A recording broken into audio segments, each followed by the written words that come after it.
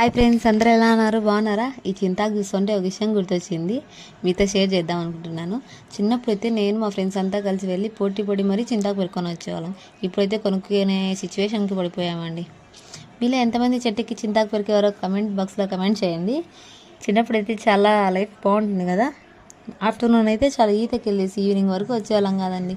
ఇంట్లో పెద్దవాళ్ళు అయితే రండి రండి అంటున్నా కూడా మనం వాళ్ళ మాట అయితే పట్టించుకోము. ఈవినింగ్ కావాలి, రావాల్సిందే.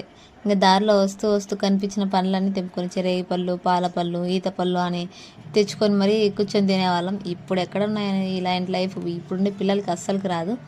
వన్స్ పెళ్ళైందా, ఆఫీసు, ఇల్లు, పిల్లలు, ఇంతకు మించి రెండో ఎంజాయ్మెంటే ఉండదని ఏమంటారు? నిజమే కదా. అలా వెళ్తూ వెళ్తూ ఖాళీగా వెళ్ళకోకుండా సబ్స్క్రైబ్ చేసుకొని ఫ్రెండ్స్ చేస్తారు కదా. Thank you. అలాగే ఆ చేతితో లైక్, షేర్, కామెంట్ కూడా చేసుకోండి.